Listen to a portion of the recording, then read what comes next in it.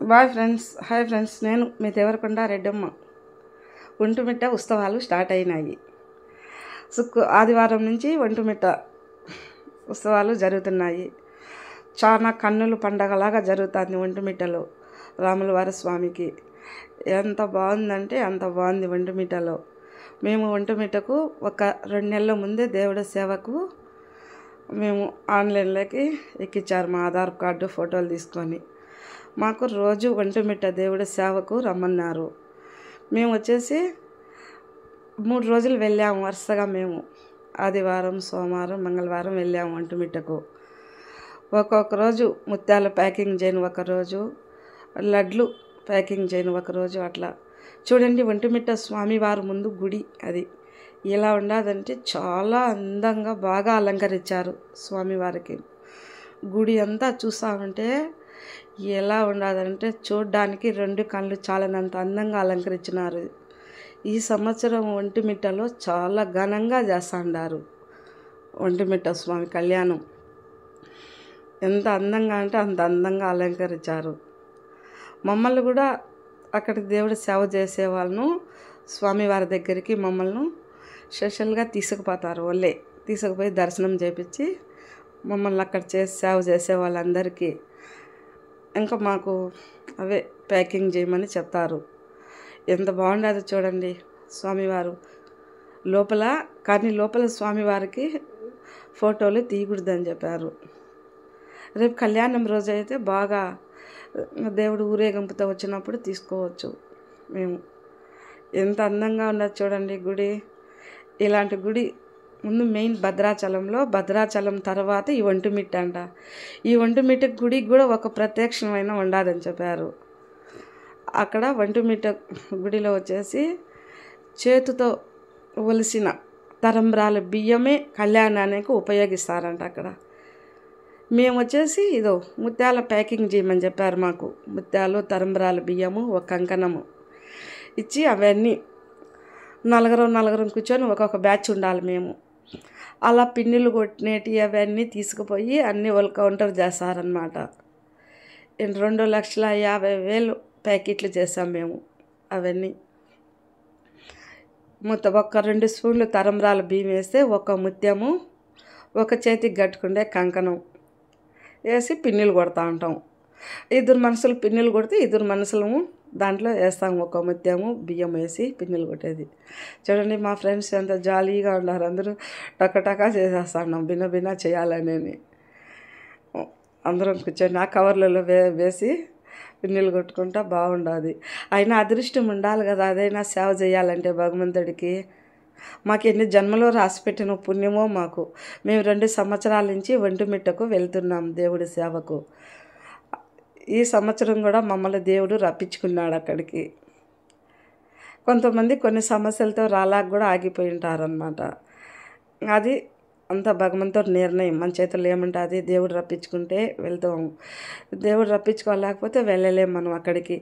అది కూడా చెప్తారు చూడు, ఇది రాత రాసింటేనే ఏదైనా నేనే. అలా మాకు దేవుడు భగవంతుడు అనుగ్రహించినాడు. ఆ సీతమ్మ తల్లి, రాముల స్వామి మాకు. మేము వెళ్ళాలని ఆ రోజుకి మాకు ఉండాలి ప్రాప్తం. మేమందరం చక్కగా ఇది వచ్చేసి ఒంటిమిట్ట గుడి పక్కన వాళ్ళు అలా సెట్టింగ్ చేశారంట. రాముల స్వామి, సీతాదేవి చరిత్ర, ఆయన కళ్యాణం అయిన కానించి మొత్తం అలా చేసి డెకరేషన్ చేసి వాళ్ళు అట్లా పక్కన పెట్టినారు. వచ్చే భక్తులకి అందరికీ చూసేదానికి ఎంత బాగుందంటే అంత బాగుండదు. ఆయన రాముల స్వామి కళ్యాణం జరిగిందనే అవన్నీ అలా వాళ్ళంతా సెట్టింగ్ చేశారు అక్కడ పక్కన పార్కు దగ్గర వాళ్ళు. అవన్నీ చూడ్డానికి కూడా అక్కడ 2 లేడీస్ ఉంటారు చెప్పడానికి మనకు. ఇది సీతారాముల గురించి చరిత్ర, ఆయన అరణ్యవాసం చేసింది. అది రాజుడు శూర్పణఖ చెవులు ముక్కులు కోసేది, అవన్నీ వాళ్ళు చెప్తూ ఉంటారు మనకు పోయిన భక్తులకు. ఎంత భలే చేసినారు. ఈసారి అయితే చాలా అందంగా చేసినారు అక్కడ అన్నీ. చూసినంత ఉండదు ఒంటిమిట్ట స్వామికి. ఈసారి చాలా అందంగా అలంకరించి బాగా ఘనంగా చేస్తున్నారు ఒంటిమిట్టలో. మీరు కూడా ఒంటిమిట్ట కళ్యాణం ఎప్పుడు అనుకుంటున్నారు? ఒంటిమిట్ట దేవుడి కళ్యాణము శుక్రవారం రోజు సాయంత్రం 6 నుంచి స్టార్ట్ అవుతుంది. అంటే మేము పొద్దున్నే 7 గంటలకే మమ్మల్ని రమ్మన్నారు ఒంటిమిట్టకు. మీరందరూ వచ్చినారంటే ఎక్కడెక్కడ మిమ్మల్ని డివైడ్ చేయాలని రాండి బిన్నా అని చెప్పారు. మేము పొద్దున్నే వెళ్తాం అందరం శుక్రవారం రోజు ఒంటిమిట్టకు. ఆ రోజు ఒంటిమిట్టకు చంద్రబాబు నాయుడు వాళ్ళ కొడుకు వాళ్ళ ఫ్యామిలీ తరపున నుంచి స్వామివారికి బంగారు పట్టు వస్త్రాలు తెచ్చిస్తారు ఇక్కడికి అని చెప్పారు. ఇంకా ఆ రోజు చాలా బందోబస్తు. మా ఫోన్లు కూడా ఒక 2 మాకు సాయంత్రం పొద్దున్నే విన్నానుకో సాయంత్రం 5 దాకా పని చేస్తాయి. మళ్ళీ 5 నుంచి మా ఫోన్లు దేవుడి కళ్యాణం జరిగేటప్పుడు టీడీపీ వాళ్ళు ఏ ఫోన్లు రాకుండా అన్నీ బ్లాక్ చేస్తారు మాకు.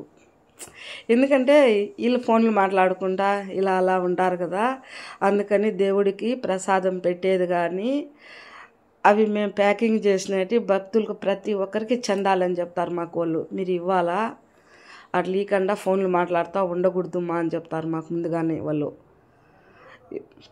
అంతా తిరుమల నుంచి చాలా మంది వస్తారంట స్వామివార్లు అక్కడి నుంచి. అందుకు ఈసారి చంద్రబాబు నాయుడు కూడా వస్తాడాడని చెప్పని ఎక్కువ బందోబస్తు ఈసారి ఒంటిమిట్టలో. చాలా బాగా జరుగుతుంది. మీరు కూడా రావాలనుకుంటే ఫ్రెండ్స్ మీరు కూడా రండి, చూద్దురు కళ్యాణం. ఎటు భద్రాచలంలో జరుగుతుంది, ఇంక నెక్స్ట్ ఈడ రాజంపేట ఒంటిమిట్ట రాజంపేట దగ్గర. కానీ ఎంత అదృష్టమో చూడు, ఆ దేవుడికి తరంబ్రాల బియ్యానికి గోటితో ఒలిసి వడ్లును ఆ బియ్యమే తరంబ్రాలుగా పోయాలంట.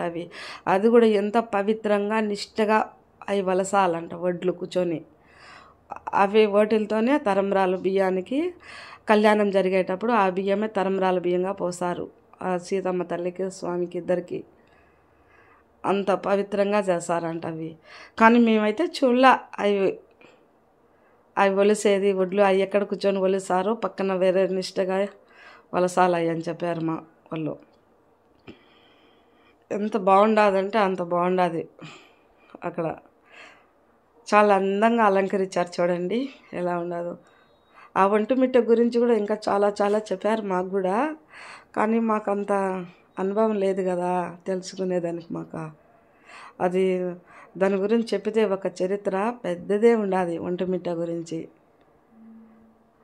ఒంటిమిట్టలో అందుకే కదా ఒంటిమిట్ట గుడి అంటే మెయిన్ భద్రాచలం తర్వాత ఒంటిమిట్ట అంటారు రాముల స్వామికి సీతమ్మ వారికి.